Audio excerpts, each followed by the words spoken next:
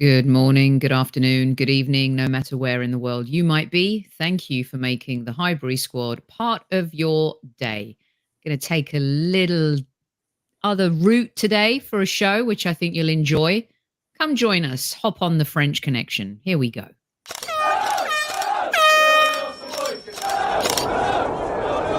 Mind the gap between the train and the platform. Please stand clear of the discussion doors. The next stop is Highbury Squad.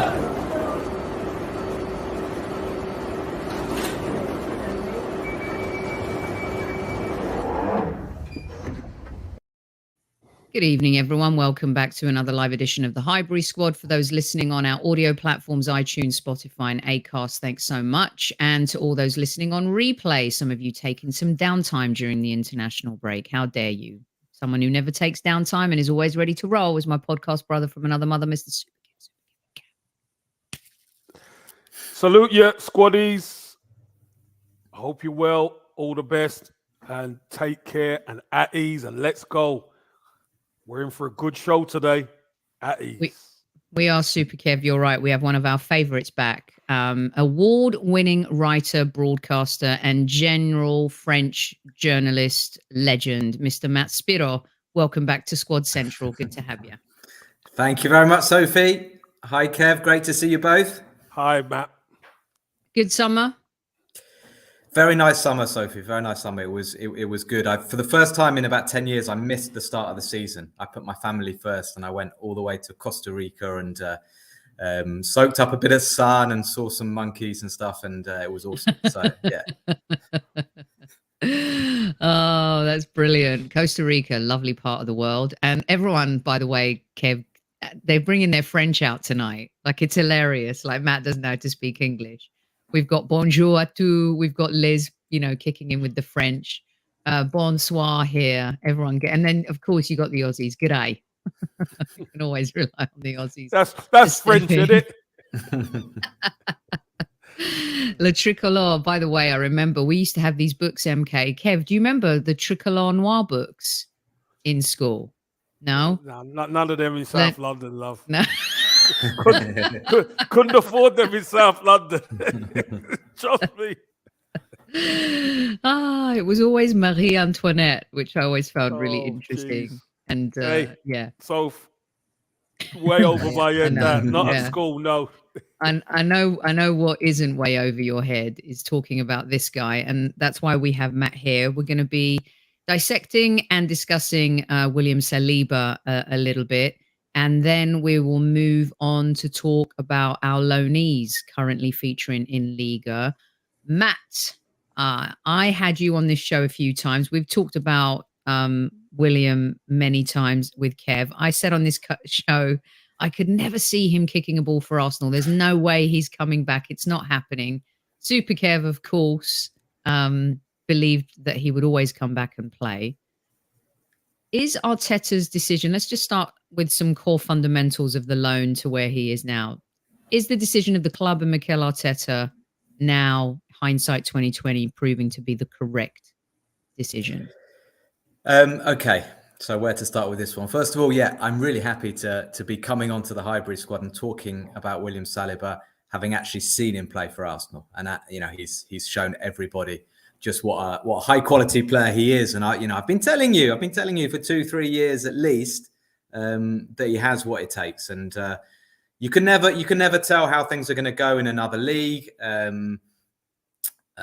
different language, different quality of league as well. But I'd seen enough of him, to know that there was very much definitely something about him. And even in France, playing against Mbappe and Neymar or what have you, he showed his quality. Is Arteta? Arteta's coming out of this one really nicely, and I'm all happy for everybody to be on board with Arteta. But I do think the interpretation that he's it's all part of the Arteta master plan that he was going to send him on loan isn't quite accurate in my reading. Insofar as a year ago, it may have been about a year ago that we were talking. William Saliba very much saw himself, even though things were going well at Marseille and he was really popular and he was loving it. He saw himself as an Arsenal player and he wanted to play for Arsenal. So I knew that he wanted still play for Arsenal. But there was a genuine issue between Arteta and Saliba. I don't know what it was about. I'm not sure what Arteta's beef was with him, but there was something. And Arteta, or rather Saliba, I think had doubts in his mind as to whether he would play for Arsenal so long as Mikel Arteta was there. And by the way, about a year ago, Arteta's position was looking a bit vulnerable, so we weren't quite sure what was going to happen. So I'm absolutely delighted that that has been put, behind Arteta and behind Saliba. I don't know how good their relationship is today, but I imagine it's pretty good given that Arteta is starting him, that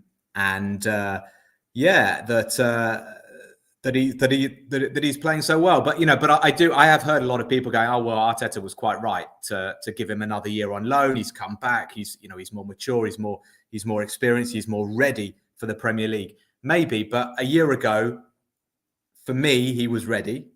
Okay, 20 is young for a centre back. That was his age a year ago. But I can't help but kind of look at things as well from my point of view and think, well, we can't go back, but we could have spent 50 million on a striker, kept Saliba, and we wouldn't have got Ben White, which is a shame because Ben White, is doing well and he's a good member of our team and our squad. But I think we've seen probably in the last few weeks that Saliba's a different caliber of centre back, and without wanting to be down on Ben White, who had a good season. He's doing a fantastic job at right back at the moment. So I think things have come together nicely. We've got to hope, like I say, that the relationship is good enough between Saliba and Arteta, and that he signs this new contract. He's got 2 years left on it, but we're definitely in a much better position with regards to William Saliba than we were a year ago, and it's fantastic. I'm absolutely loving seeing him play for Arsenal and seeing him play so well. Matt, I want to put something to the panel, because everything seems to be geared at, you're saying Saliba was good enough. You're saying it wasn't all Arteta's doing, But do you think maybe Arsenal weren't ready for Saliba? So it gave Saliba an opportunity to get a year at Marseille while we get our shit in order, basically, at the football club, because we're all over the place at the start of last season. So we didn't have that feeling. We didn't have that togetherness at the start of last season. We had to bring the players in to get it.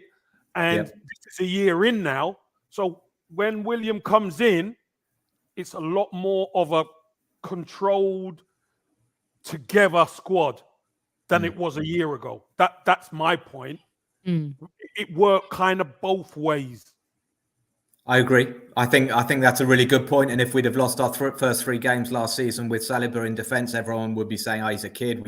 He's not ready for the Premier League and what have you." It would have been harder probably for him to overcome that than it was for Ben White, who had a tricky start as well. So no, I think you're making a very good point. All I'm saying is that it's not all this kind of like carefully calculated master plan. There was definitely there were definitely problems, and maybe I should just get over it, as I think Saliba and Arteta have, and move on and enjoy a bright future, hopefully together for many years. But yeah, I mean, I was Matt. Can I just jump in?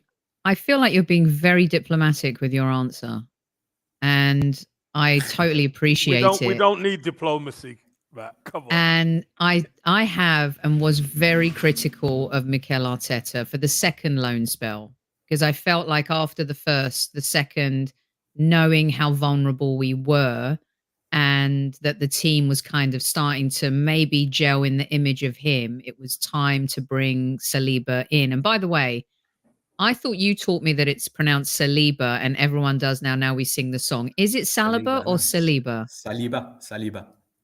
William Saliba. Saliba. It's not so much Saliba, but it's not on the double E. Okay, Saliba.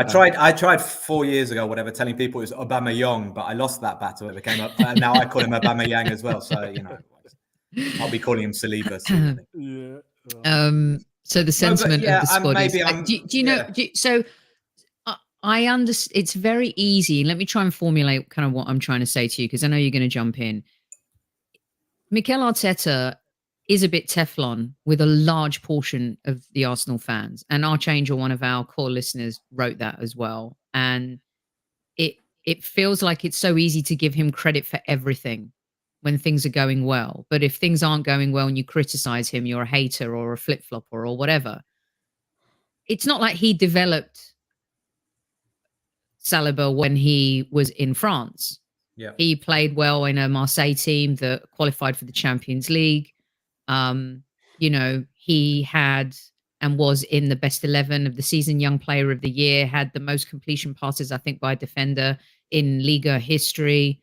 And the Farmers League disrespectful tag that everyone put on the league was then self-serving because that's where he went and honed his craft. And Mikel Arteta knew what he was doing. Even Super Kevin Campbell here said on our show about a year ago, he'd rather he'd have gone on loan in the Premier League and not to Liga. Well, you're taking a big risk, Sophie. That's the thing. Sending him on loan, to Saint-Etienne and to Nice is one thing.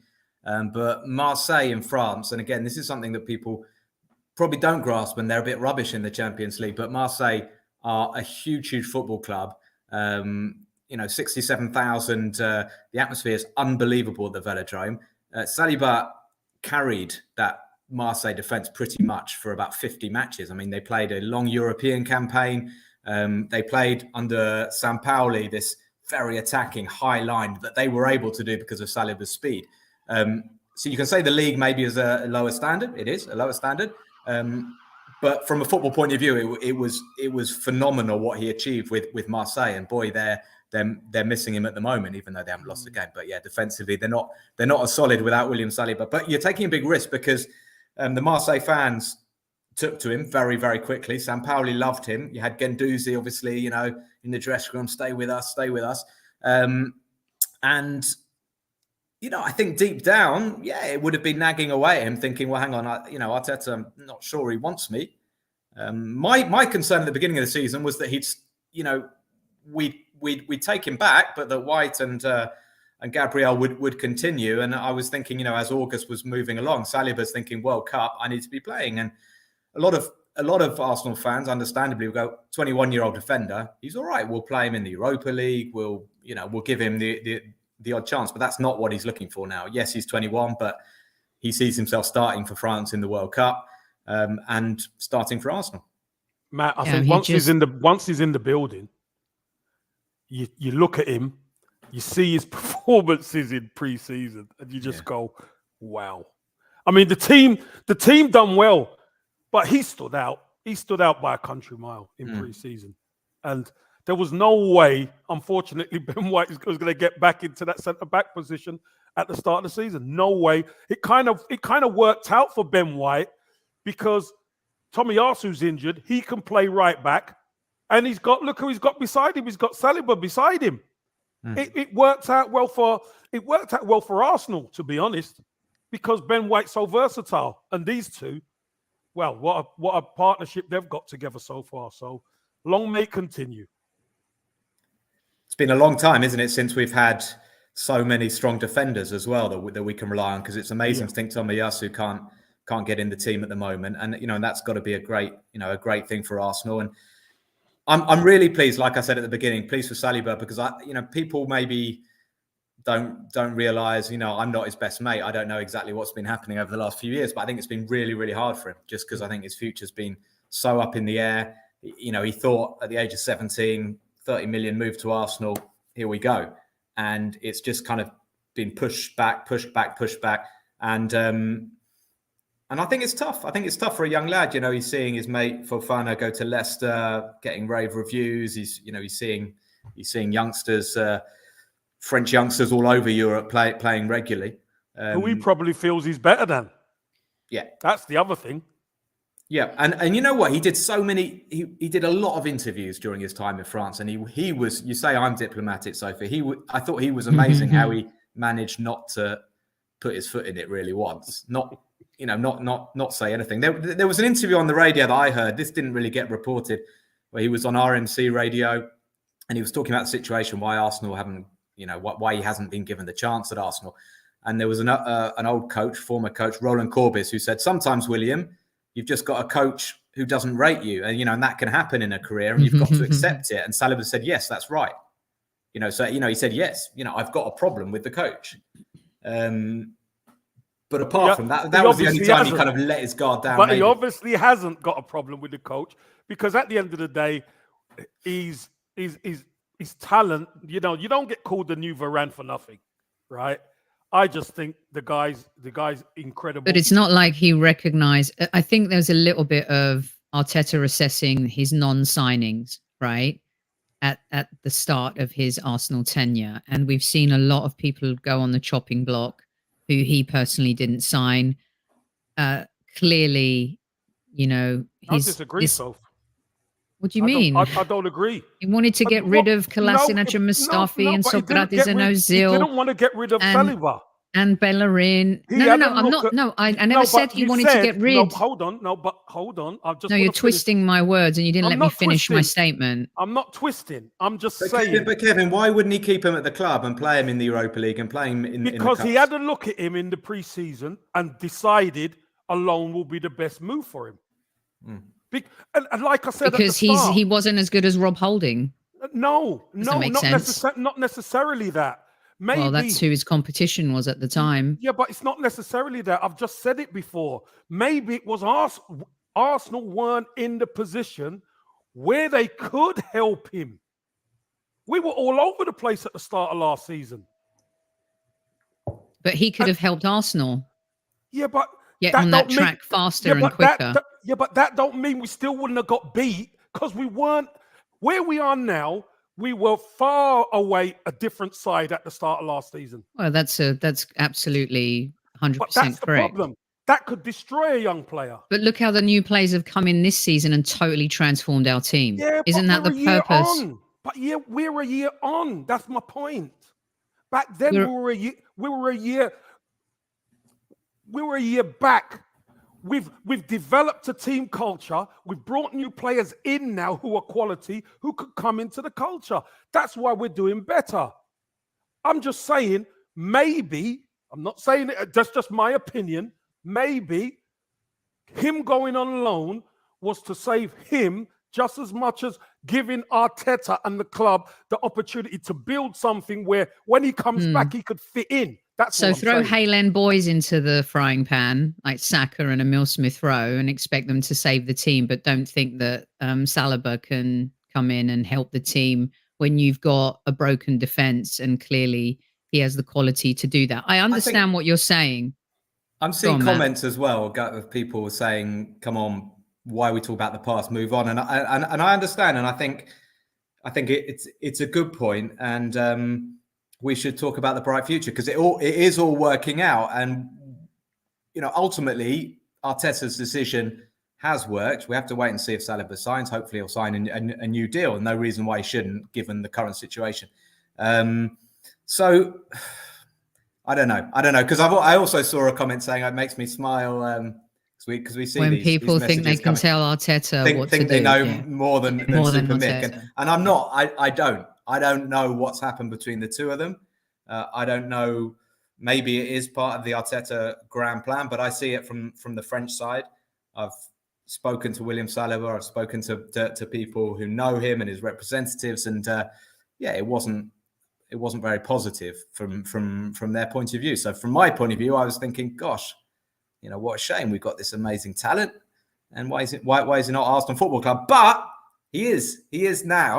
Could have helped us play. Could have come on, you know, again in the North London derby instead of Rob Holding getting absolutely screwed. Definitely, yeah. And skewered that night. But the point of the question that I was going to, Kev, is that we're now seeing a team in Mikel Arteta's image, and what we're seeing is a player I think that's earned his own stripes his way. You know, he's grafted hard. He's gone to Ligue. He's proven himself. He's now in the French international squad. Arrived in his Dior outfit yesterday, looking all slick and, you know, cool in his white gear and his swagger. Swagged out. Matt, what's your sense of? There was some, you know, Football London and some other outlets hinting at this new deal for him. Some interesting comments about, maybe alluding to the fact that he wants to stay at Arsenal, Mikel Arteta's comments. Do you see him staying? Do you see this happening? Yeah, I absolutely do. I think he has to stay, and I think Arsenal have to make sure he stays. Maybe he's Maybe he's wanting to wait a little bit. Arsenal need to make sure they don't, they need to get this done before next summer, really. Maybe Saliba wants to wait until the World Cup to sort of keep a little bit of pressure on. I don't think for a minute that Arteta would be influenced in his selection with whether Saliba signed a new deal or not. So look, I've got no information on whether there's a new deal coming. I hope so. I think, obviously we know we want Saka to sign as quickly as possible, but I think Saliba's got to be regarded as a similar sort of asset that needs to be tied down and that needs to be the future of Arsenal Football Club. And fingers crossed, everything is good. I thought on Sunday, I watched his performance probably closer than I watched other players, and I thought it's a bit of an exaggeration, but I thought he won us the game in the first 18 minutes, actually, because you look at the way Brentford attacked and playing the channels, trying to use their sort of pacey forwards, going in behind, and Saliba just dealt with everything with just no fuss. And there were times where Brentford were pressing and just so calm on the ball. Instead of knocking it long, you just give a little ball to Xhaka or Partey, and it just calmed everything down. Then he scores after 18 minutes, and we didn't look back after that, did we? And I just thought, bloody hell, that was what a performance. And obviously he carried on throughout the game, but the way he started that game was amazing. Yeah, just going to read these quick out to you guys, and you can answer, both jump in. Mark, and then we'll move on to our next player. Do you believe Saliba would have improved the squad last season, and could he have made the difference? I think you've answered that, but in a nutshell, Matt, you do think he could have contributed last season? Well, I think he could have contributed. Yeah, absolutely, of course. You mentioned the Tottenham game, Rob Holding, and it's all really easy with hindsight. Maybe Saliba would have made a mistake in a different game. I don't know, but for me, he was ready, and to do that at the Velodrome against Neymar and Mbappe and what have you, to get into the French national team, that's another thing that, I'm not sure there's a nationality or a position where it's harder at the moment to play international football than if you're a French centre-back. Like, there's 20 of them playing for Champions League teams almost. It's massive competition. It's deep, yeah. Crazy. K Marlon says, we sent him on loan for 3 seasons. It doesn't make sense. It didn't make sense last season. We missed out on 4th spot by 1 win. Arteta blew it. On the contrary to that, Gandhi says, Arteta sent Saliba on loan and has returned a monster. What exactly are we critiquing? A brilliant result. We should be happy.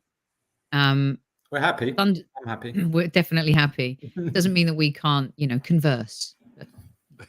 Not being haters here. Does Matt have any information on initiation rituals for the France under-21 team? Saliba's videotape.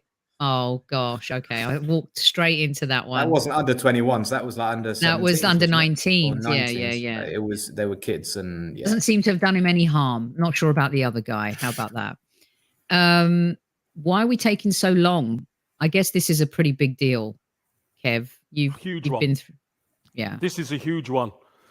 Again, all of a sudden, this is where the 3 years on loan actually works for him, because he's been away, he's developed himself, his numbers and his progress last season was through the roof. He comes back and he's making defending look effortless as a partner of Gabriel, who we said Gabriel's incredible. Saliba just looks the man. Gabriel's good, but Saliba looks the man. So when you're the man, you're going to get paid accordingly. This ain't something that you could just quickly draw up and, you could just do this contract, do this deal. Mm-hmm. This deal has to be well thought out. There has to be enough incentives, the right numbers in there to make Saliba feel, I'm the king. 200 million release clause. 200 million for the release clause. I call Real Madrid. I call him a top of the range Bentley, right? But if he signs a new deal, as he plays on, then that top of the range Bentley then becomes a Rolls Royce, doesn't it? And that's what us Gooners are going to lean on. We have to lean on our Rolls Royce. And we're in a great position to negotiate from. We're top of the league. We've got this group of young players that really seem to be going into places. So, if you can't convince him now to sign a new deal. You're never going to do it. No. Yeah. The release clause, is it, 200 million? Is that good with you guys? Has to be around that, doesn't it? Maybe the highest ever. 250. 250. Make it 250. Right. There's 300 plus of you in live chat, and Liz is asking for Vinny and Vesper. So it's time to give Matt a little pat on the head right here. Bring out the old Vinny. Yeah, Vinny, just slot it. And Vesper, great save. Go on. Lovely. Well done, Vesper. Lovely. Okay. Matt, anything you wanted to wrap there on William? Look, his goal against Fulham is another example of how he can do things out of nothing. His goal against Brentford, a perfect example. Bournemouth, sorry. No. Yeah. Was it Fulham he scored this? No, he scored a header. He scored a header on Sunday, and then he scored against Brentford. The shot Brentford was Sunday, and Bournemouth was before. Yeah, the shot, right? Thanks. Yeah. And aerially, again, he shows his prowess. He's, beautiful he's got most amazing feet. I keep saying he reminds me of a young Rio Ferdinand. He's got the silkiness of Maldini. Hopefully he'll go on to have an amazing career like that and win tons of trophies. Is there anything that we may have not talked about that we're missing? He seems to have the smarts through the ears, a high football IQ, physique, phenomenal. Just an unbelievable player. And it feels like, pinch me, is he really an Arsenal player? Because things have been so bad at the back. Are we missing anything else? No, I think we've got to be ready for one or two mistakes. I mean, he got slight criticism, perhaps. I can't remember which Man United goal we conceded or those counter-attacks. Maybe one. The third one, I think. Third, where he was... Because he got turned around. Yeah, because he got turned around. But... he's gonna learn, isn't he? And he's learning very, very quickly already. So I'm just enjoying it, and I just hope he keeps going. I hope he stays injury free. He's probably going to be involved in the France games coming up. Probably going to be involved in the World Cup as well. But like I say, last year he played more games than any other Marseille player. So he seems to have a pretty impressive sort of engine, impressive physique. He doesn't need too much rest. So, yeah, fingers crossed. And touch wood, the injuries. He had a few injury problems, didn't he, at Saint-Etienne in particular. So, don't know what else to say, really. I think he goes very nicely with Gabriel. I was wondering on Sunday when Gabriel pulled up with a bit of a calf injury and he stayed on, I was thinking, if so, they were going to put Tomiyasu on and move White across, but I think it would have been Saliba on the left side of centre-back. I know I do have in my mind one Marseille game where he had to move to the left-sided position at centre-back and he struggled for 20 minutes and then he was fine. But I think he could play there. I think he could play there. It might take a bit of, adjustment. But yeah.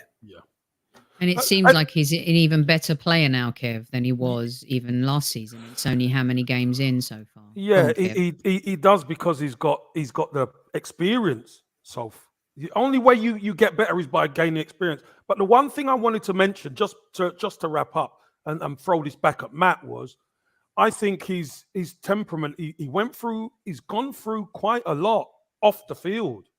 Mm-hmm. But it has never detracted from his focus on it. And I think that's a really good trait in a young player because, dealing with adversity, losing parents and loved ones and stuff could really knock you for six. But I think he's gone through and he's been a credit to himself and his family. He's always shown that. I've seen that in many games. If he makes a mistake early in a game, he grows in stature. He doesn't disappear, and we saw it with the own goal he scored. A minute later or so, he won a tackle, and the crowd all cheered him, and it was great. And he finished that game last 20 minutes, winning everything. And that I think that is a sign of the character he's got. Yeah, some of our squad is also writing they feel like he'll come back from the World Cup. Real Madrid will come knocking. I mean, that's the beauty of having really great players, but hopefully this new Arsenal that actually signed players from a top club like City this past summer is that new trajectory that we're going into as a club, and that we won't be selling someone like him because that would just be awful. And of course, Saka also has to sign his contract too. Imminent, we are told. There you have it. Right. If he does win the World Cup, we'll probably send him on loan to Saint-Etienne, I reckon. Wow. That would be... Don't even joke about that, man. Wow. Okay, so let's talk about some of our other players who are in France right now. They are home alone, if you like. Let's kick off with this fella. We kick off. I'm going to save that one for the end, the middle part, and then finish on another high, maybe. Well, let's start off with a high, because for sure, Balogun is definitely one, Matt, that has started off quite well. I believe he broke a 47-year record. The first player to score in his first 3 games. Is that right? A 47-year record? Yeah. Although what you've got to realise with Reims is that they were one of the best teams in Europe in the sort of 50s and 60s. So they were amazing. Then they were rubbish for like 40 years. So he's breaking like 47-year-old records, but no, he's still got to break it. I think Carlos Bianchi is the record he equaled or broke, and he was quite a striker for Reims and for PSG. But no, he surprised me, actually. I haven't watched loads of Reims matches. I have to admit that.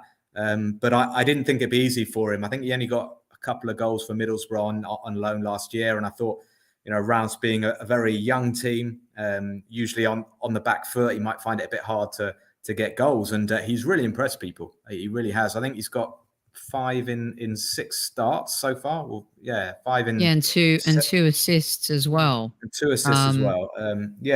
So no, I mean, and I've been reading great things about him.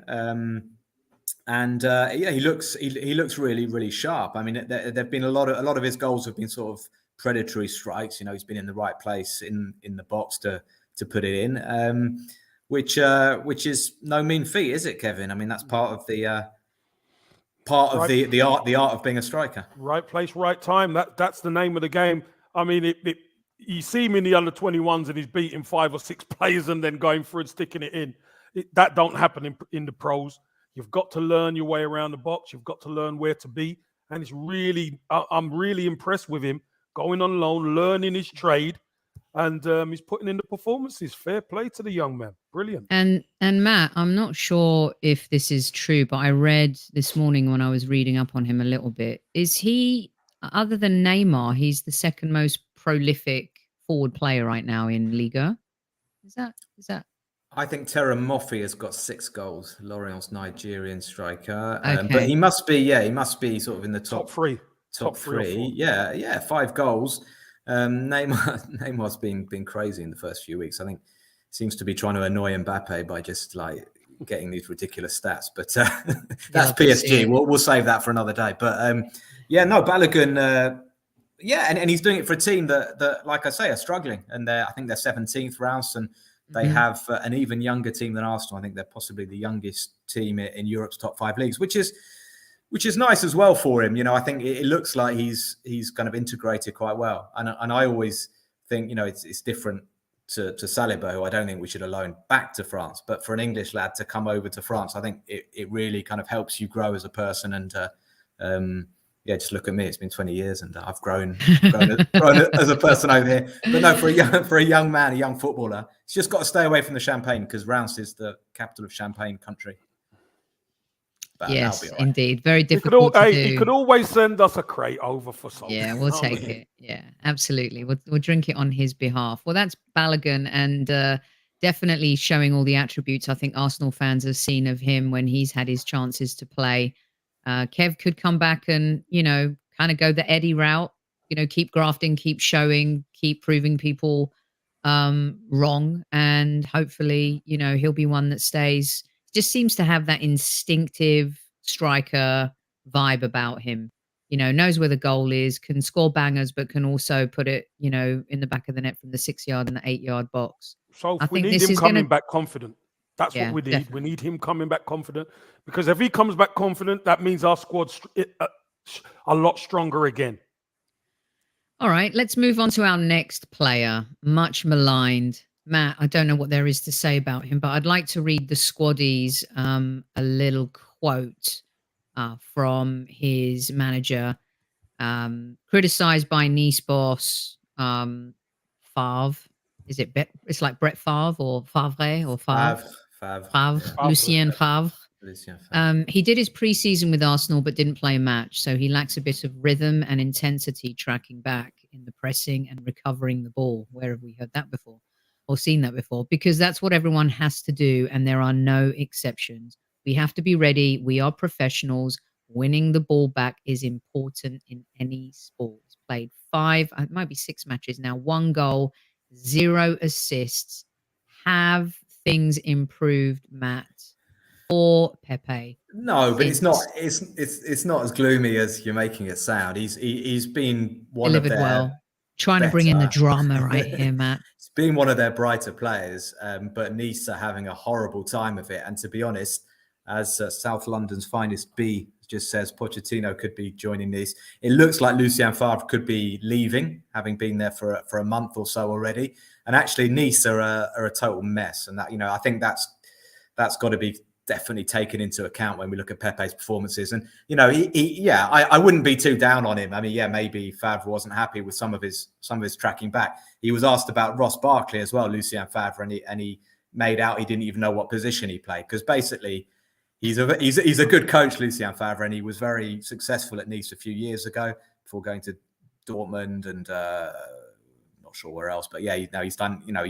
He's a very good trainer.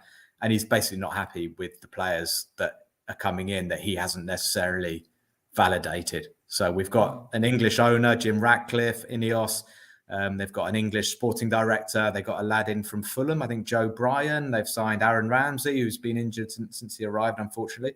Ross Barkley. So Pepe, they bought Sofiane Diop, who's a good attacking midfielder from Monaco. So they've got all these kind of players, and it's just like they seem to be throwing kind of money at wages to get players in. Seems like that. And the coach is like, well, hang on, what's the plan here? And it's actually ridiculous if they sack Lucien Favre, because they've had Vieira, who was criticised a huge amount. Christophe Galtier criticised. He's now doing a great job at PSG. Not doing too bad, is he? And now Favre. So maybe the problem isn't the coach, is it? So anyway, that's Nice for you. So not easy for Pepe, but he likes it. He likes it in Ligue, and we know that. I think he'll be all right. I think Nice are down in 13th. I think they will definitely pick up, whether it's with Favre or someone else. So there should be better months ahead for Pepe. I think this is a fair statement, Kev, from one of our listeners here. If I can just get to it.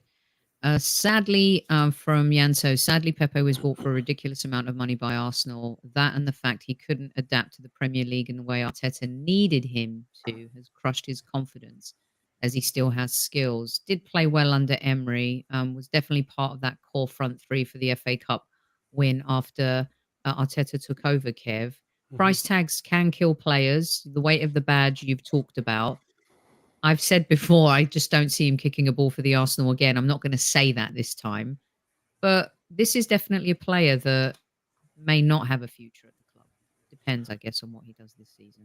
No, I don't think it does depend. I think he's done at Arsenal, if I'm honest with you. I think he's had a couple of seasons with Mikel Arteta.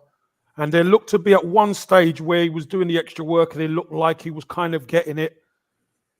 But it's just not, the Premier League just isn't for him. And, as Matt said, he's a lot more comfortable in France. But the work ethic is a lot harder in the Premier League, although he still will be asked to do the dirty work, the grunt work of when you lose the ball, you've got to track, you've got to get back, you've got to try and win the ball back. Still going to be asked to do that. And very rarely does a player of his stature get given leeway. If you're a Messi or Neymar and you're unbelievable going one way, other players will do work for you just because you're that good. But Pepe ain't that good. Matt, we'll get you out on this one on Pepe, and Kev can chime in too. Tammy wrote this, and a lot of the listeners thought it was a great question. By the way, 400 of you in live chat right now. Kiss it, nut it, love it, lick it, like it, do it all. Do you think this is a true statement? You just look at Xhaka. Let me now, Tammy. Come on. Well, no, you guys told me and have been telling me Thomas Partey has made Xhaka a better player. No, but it's under Arteta's regime, isn't it? Xhaka for the last year has been a lot better than he's ever been. So, and not all the time Partey's played. So, it's got to be the manager. Sometimes, listen, from my French point of view, I've looked at it and thought, Pepe's had like a good game where he's come on and played well for 20 minutes and then he'll be on the bench the next week and the following week. And you're like, well, come on, Mikel, how is he going to get confident? But I think ultimately, and I'm not knowing more than Mikel, I'm not having a go at Mikel. I think ultimately, like Kevin said, I think, for me, he's a very reserved guy, Nicolas Pepe, and I don't think he quite had has the character, the personality to do it. I think at a big football club, I'm not sure he's settled in really well to London life. And that's why as well, I'm going to be interested to see how he does in the coming months at Nice, because I do think that ability is still there. And I don't, personally, I don't think Arteta gave him every chance that he needed. But then Arteta wasn't building his attack around Nicolas Pepe. So, sink or swim, really, I think. Yeah, I mean, then there's no doubt he was treated differently when he got sent off versus Xhaka. Xhaka got a lovely, pat on the backside, and Pepe was scolded just a tad, wasn't he? Really, and that's where the question marks about treatment of players comes in to the fray as well. But interesting that Super Kev thinks Arteta has made Xhaka better when it's always the players and not the manager. So. We will move on to our next player who started off like a house on fire, a little bit like his Arsenal career. Fast starter, this one. Seemed to, take Liga in stunning fashion, 3 goals in 4 games. Seems to have reverted now to kind of what happened to him at Arsenal. Kind of came in strong, but also illustrated that naivety against some of the bigger teams. I just wonder if he's even a defensive player, if he's more of an attacking winger. Matt, what are your thoughts on Nuno? He's not a left back. He's not a left back. I'm pretty sure about that. He's done really, really well, and I honestly didn't expect him to have such a positive impact. And he really has, playing as a left wing back who doesn't really have to defend that much. And I think you're right, Sophie. I think, we've seen that actually the 2 Champions League games he's struggled, as have Marseille. They've done really well in Ligue 1. I think obviously the standard it's not quite as high, but I think as well they're such a high energy team and they're struggling. They're struggling to sort of reproduce that in the Champions League, even though they outplayed Tottenham for 60 minutes until Mbemba got sent off. But look, Nuno. He's got the Marseille fans behind him. He's been incredibly dynamic. Some of his running, I mean, he's just so quick. Half the time, you're not quite sure he knows where he's going or what he's doing. But he's going past players, and to be fair, he's producing some end product. You said for Arsenal, we saw a bit of that in the early days, and we did. But quite often he'd cut in on his right foot and the shot would go flying over. Well, at Marseille, those right-footed shots have been going into the corner. To such an extent that people have been asking him if he's right-footed or left-footed. So, good for him. I think personally, if you'd have asked me a month ago, has he got a future at Arsenal, I'd have said no. But personally, I wouldn't rule him out as a prospect. I know a lot of people are a bit reticent, thinking the guy's a liability. But look, he does have talent. Kev, what's your take on? We've always said he's very raw. I'm not sure if he's a diamond. He's a wing back, rough around the edges. He's a wing back, and he played wing back mostly at Benfica. Mm-hmm. So it's a position that he's comfortable in, because the defensive duties are not the same as a wing back as they are as a fullback. And when he came in, I remember he came in and he was dynamic. He was picking the ball up and he was underlapping and doing all sorts. And people saying, we don't need Kieran Tierney and all this kind of thing. Mm. And then he kind of leveled out and then he got asked a few questions. Kieran Tierney came back. And I think he's really a confidence player. His confidence went and he struggled, if I'm honest. I think he was a little bit homesick as well. That all or nothing, seeing him speaking to, the backroom staff and stuff, he seemed to be lost a little bit. And I felt, to be fair, I felt sorry for him, to be honest, because being at Arsenal and you're not playing well, you're not doing well, it can be a lonely place. I'm telling you, it can be a lonely place because, everyone might be patting you on the back and then you got to go home and you look in the mirror and it's you're alone. So it's great to see him go out to Marseille, hit form, play in a position that he's comfortable with. And listen, maybe the pressure of being at Arsenal and not playing in his position has really affected him. But good to see him doing so well and performing and doing great. Can I just say the last 20 minutes, Sophie, of Marseille Frankfurt, they were getting injuries and they were losing 1-0 and they ended the game with a back three. Listen to this back three. Okay, so it was Nuno left of the back three, Kolasinac on the right of the back three, and Balerdi, who's even more of a liability than either of those two in the middle. And unbelievably, Frankfurt didn't score. I think they had about 8 one-on-ones with the keeper, but they didn't score. So maybe that defense is the future. Wow, there's a large population of ex and current Arsenal players in France. And of course, Guendouzi's there, Alexis Sanchez, and the players that we've talked about today.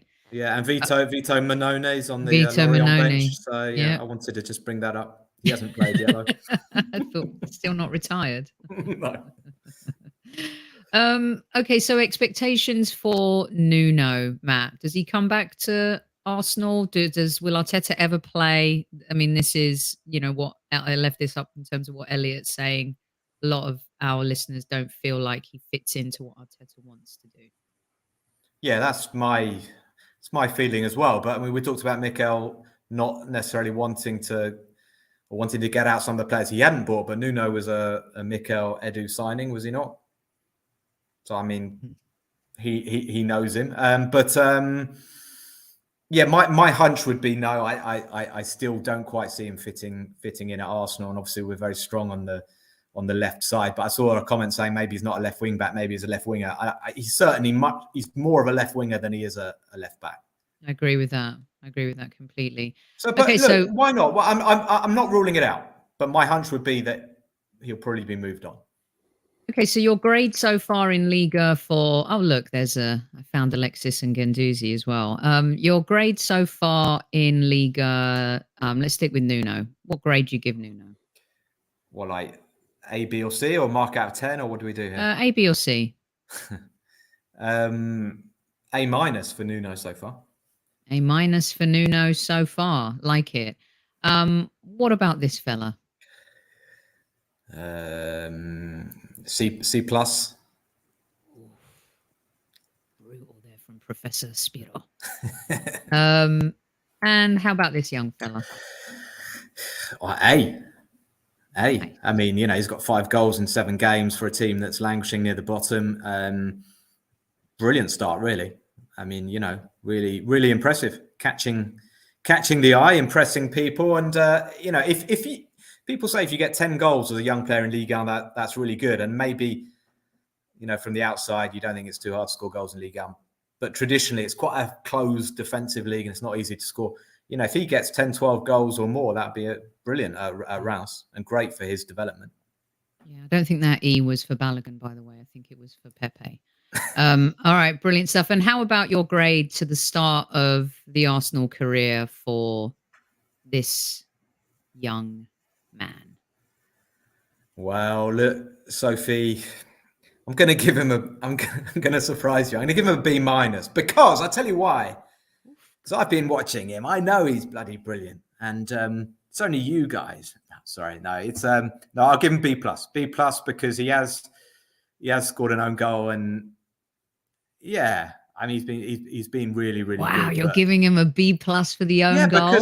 Because he can be but because he can be A, and when we see him against Tottenham and against who we've got Liverpool coming up, yeah, when he Leeds, Liverpool, put Kane and Salah in his pocket, then you'll be seeing the A. Okay. I can't wait to see him play against those kinds of players, by the way. I really can't. It's going to be exciting. Kev, what do you make of Matt today? What's your grade for Matt? Well, if he's giving Saliba a B+, I'll give him a B+. I was always going to, if he's going to give, I'll give you a B+, Matt. It was good talking to you. You've got great insight, obviously. And they want me to give him a yellow card, Kev. No, come on now, squaddies. I thought, listen, Matt. I'm going to give it to him. It's a yellow, man. B+. Come on, he's got to happen. Our first journalist to get a booking on the Highbury Squad, and we've been going for a long time. Matt Spiro, you're in the book, mate. Oh, jeez. Yeah, no, I'll give Matt a B+. With No, very good insights. Cheers, very good insights into our lads abroad, and obviously Saliba, who he knows really well. So, the squaddies want to know what your grade is for Super Kev. Now we could go on all night here because Newman always gives his grades, and Kev loves it when he gets a low mark. Yeah, that'll do me. Because he has no respect for Newman. Now. I give Kev an A-. Up there, you're up there with the go, Kev. Oh. Love it. Absolutely love it. Matt gets an A from all the squaddies. Brilliant stuff. Matt, what else do you want to tell us real quick in a nutshell before we go? Is there anyone out there that we should be sniffing at in Liga? Like, do you see, you're an Arsenal fan too, you can still see the defensive midfield position. Kev's been just going on about this now. Said in January, we need 8 players, to really bring this back turnkey. Yeah. What's your take? Anyone out there that you think we should be looking at, keeping our ears to the ground? You've just thrown it at me. I was telling you Tchouaméni, wasn't I, like a year or two ago? Yes. So we missed that one. I mean, you could tell he was going to be the business. That got away. Probably couldn't afford him. Yeah, this is what worries me about Monaco. Yeah, they've got a lot of good youngsters at Monaco. Badia Shiel is another good centre back, but I think we're okay in that department. What position? Give me a position. So like central midfield. How about a DM? Yeah, give me because that's the one I think Arsenal fans feel like if Thomas Partey gets injured, what happens to this team this season? Okay, two unbelievable youngsters at Lyon, but they're not DMs. So you've got Malo Gusto, a right back, and Lukebo's a 19-year-old centre back. They're exceptionally good. DMs.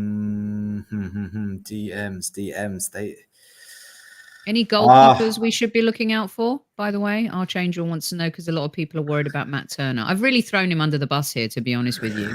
We're going to do a follow-up show. You shouldn't have done that, Soph. Why? What about goalkeepers? The guy I love. I said DM. Even played. No, I'm talking about goalkeepers. Oh, what you mean like having a go? No, it's only because they are worried about Matt Turner. But they don't control this show. Well, they kind of do in a way. No, they don't. Without them, there is no show. But they don't control it. 2 midfielders. Give the man a chance. That's what I'm saying. Give the man a chance. God. More of a Xhaka. We're not looking to replace Xhaka now. More of a sort of Xhaka stand-in. The guy that I love is the Lens captain Seko Fofana, who's not young, 27, 28 now, but he's just unbelievable. And he could have gone. He could have gone to a bigger club, but he's staying at Lens, where it's kind of a special thing going on. And anyway, he's box to box, unbelievable. Keeps on running and just great attitude. And the other guy who is younger, and I've just forgotten, Kefren Thuram is very good. Again, not so much a DM, more kind of box to box. Lilian Thuram, one of Lilian Thuram's sons, really powerful, strong runner, good technique, and he'll go probably to the World Cup, and I think he'll go a long way as well. All so right, you have to give me more time to find the DM. Yeah. Okay. Definitely. Well, we're going to do follow-up show because we're going to keep our eye out on the boys in Liga throughout the season. And I know you'll come back on, and I promise I won't throw you under the bus next time. Maxence Cacré. There you go. Maxence Cacré of Lyon. Okay. Right. Well, Noted. All of these players. He sees himself more as an 8, and he's not had a great start to the season, but he's a big talent. Cool. All right. Brilliant stuff from Matt. Let everyone know where they can find you. And don't forget to tell them about any new book you have out, or if you're award winning now. So, we should show you a little bit more respect on this show and not throw you under the bus at the end with questions we didn't tell you to prepare for. That's very nice. No, I don't really have much to promote actually at the moment. No new book coming out. But yeah, if you want to follow me on Twitter, that would be great. At Matt Spiro. And you can still buy the book. It's still, it's quite a good read actually before the World Cup. It's called Sacre Bleu. Talks about all France's trials and tribulations over the last 20 years. And they've got quite a few at the moment as well with all the stuff going on with Pogba and Federation being investigated for some dreadful corruption and behaviour. And yeah, lots of horrible stuff. French football, you're never bored. Brilliant stuff. Thanks so much for joining us, Matt. Matt will be back during the season for a follow-up on this, and we'll get stuck into more of the French talent pool too. Super, Kev, that's all I've got. Tomorrow is another day, another show. In the meantime, please share this with all of your Arsenal mates. And Super, Kev, I hand it over to you. Squaddies, thank you to Matt for coming on and sharing his fantastic B+ thoughts. Yeah. Thank you to Sophie. A 10 as always, Sophie, according to Newman. Maybe not today. No, a 10 according to Newman, I said. So that's fine. But doesn't count for shit. And always remember, Squaddies, tell the people you love them, and never leave it till tomorrow. We love you. Look after yourself. And you know what's next, Squaddies. At ease and big respect to Zenith Coins. At ease, Squaddies. At ease.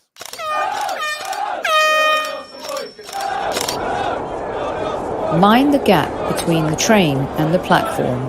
Please stand clear of the discussion doors. The next stop is Highbury Squad.